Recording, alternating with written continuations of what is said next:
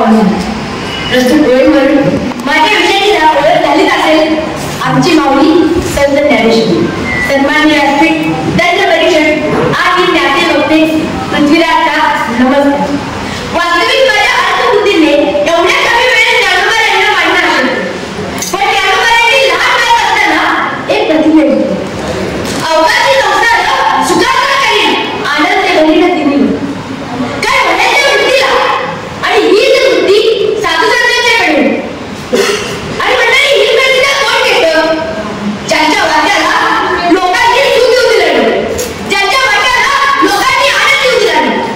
ज्ञानोबा महाराज इंद्रायणीमध्ये आंघोळीला गेले तर नीट आंघोळ करून दिली नाही, इंद्रायणीमध्ये पाऊल ठेवून दिला नाही. दगड मोठं घेऊन लोक त्यांच्या पाठीमागे लागले. भिक्षा मागायला गेले तर पात्रात भिक्षा दिली नाही. मांडी मागण्यात वापर मागितले तर वापर सुद्धा दिली नाही. हो, ज्या समाजाला आवडायला गेली, ज्या समाजाला कमालीचं दुःख दिलं, त्या समाजासाठी ज्ञानोबा म्हणतात अवघाती संसार सुखात त्यात आनंदी बनायला दिली होती. काय म्हणायच्या वृत्तीला, आणि हीच वृत्ती साधू संतांच्याकडे होती. आणि मला असं वाटतं ही साधू संतांची वृत्ती आम्हाला सुद्धा आत्मसात करता आली पाहिजे. त्या दृष्टीने आम्हाला सुद्धा समाजाकडे, भगवंताकडे पाहता आलं पाहिजे. आमचं सुख ज्ञानामध्ये असेल, आमचं सुख सत्यामध्ये असेल, आमचं सुख वैराग्यामध्ये असेल, पण ज्ञानोबा यांनी सांगून टाकलं की भगवंता तुला पहिल्यांदा काय आनंद झाला म्हणून सांगू. आणि तोच आनंद व्यक्त करताना ज्ञानोबा यांनी म्हणतात रूप पाहता लोचणे सुख झाले हो साधने. ज्ञानोबा या ठिकाणी सात्विक मन म्हणतात. इथे ज्ञानोबा बुद्धीला साधल्या समजतात.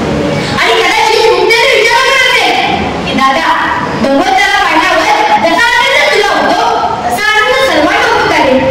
मग याच्यावर सुद्धा ज्ञानोबा म्हणले असतील रूप पाहता लोचणे सुख झाले हो साधने. असं कोणालाही भगवंताला पाहायला आनंद होतो. आणि ज्ञानोबा यांना जो आनंद झाला त्याचं कारण सुद्धा ज्ञानोबाने स्वतः सांगत नाही. बौद्ध सुखरूपाची जोडी म्हणून विठ्ठल यावं. म्हणजे काय, माझ्या बाप त्याची, माझ्या आई वडिलांनी काहीतरी पुण्य असेल म्हणून मला भगवंत आवडतो, म्हणून मला पाहतो. आता आपण बघितला ज्ञानोबा यांच्या भगवंताकडे पाहण्याचा दृष्टिकोन, ज्ञानोबा यांचा काय समाजाकडे पाहण्याचा दृष्टिकोन होता. ज्या वेळेस ज्ञानोबा यांना समाजाकडे बघायची वेळ आली होती त्यावेळेस या समाजानं ज्ञानोबा यांना त्यांच्या भावंडांना काहीच देऊ दिलं नाही. आणि आता ज्ञानोबा यांना भगवंताकडे बघायची वेळ आली, यावेळेस ज्ञानोबा या मनात थोडाही भेदभाव न करता म्हणतात जो जे वांछील तो ते नमूद प्राणी. ज्याला ज्याला जे जे आवडलं ते ते मिळू दे. अहो केवढा मनाचा मोठेपणा आहे. मंडळी जगातील काय म्हणजे जगातील असं एक पुरुष आहे की ज्याला लोकांनी मावळी म्हणून. आई असणं हे फक्त आणि फक्त स्त्री गोष्ट निघत नाही. आई असणं हे फक्त आणि फक्त प्रसूती वैद्याची निघत नाही. आणि आई असण्याच्या फक्त आणि फक्त स्त्री गोष्ट निघत असताना तर 750 वर्षापूर्वी एका 21 वर्षाच्या तरुणाला लोक मावळी. प्रत्येक गोष्टीचं काहीतरी कारण असतं. ज्ञानोबा यांच्या काही त्या आईचं हृदय आईचं वाचलेलं बघायला लागतं. ज्ञानोबा यांचा भाव हा आईचा होता. ज्ञानोबा यांची भाषा सुद्धा आईची होती. मग तुम्ही म्हणाल आईच्या ठिकाणी वेगळी भाषा असते का? घरात तर सगळी एकच भाषा होती. मग आई आणि वडिलांची भाषा वेगळी आहे का? तर आई आणि वडिलांची भाषा वेगळी आहे. ज्ञानोबा आईची भाषा बोलतात, ज्ञानोबा तुकाराची भाषा बोलतात. तुम्ही रे तुम्हाला साठी तू अमुक गुरु. हे बघा आता अवगुण या शब्दाला जर अमुक गुरु म्हणावं तर याच्यापेक्षा आणखी काय प्रेमळ शब्द सांगा. अहो म्हणजे काय म्हणेल मी, प्रत्येकाने प्रत्येक गोष्टीचं काहीतरी कारण असतं. ज्या भगवद्गीतेवरची टीका म्हणून ती ज्ञानेश्वरी पुढे आली, ती भगवद्गीता सांगणारा भगवान कृष्ण काय सांगतो की अर्जुना तू हे शत्रू उचल, तुझ्या अंतर प्रवास करण्यासाठी तुला हे शत्रू उचलावंच लागेल, कारण की हे धर्म आणि अधर्म युद्ध आहे.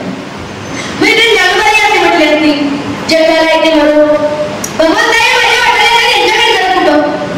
पण इकडे म्हणून नाही हो, जे घराची व्यंकटी सांगतो तया सत्कर्मी रती वाढू. वाढू तरी म्हणतात रोग छोटा असेल तर वाढू, आणि जर रोग नसेल तर बी लावायची म्हणायची रुजू.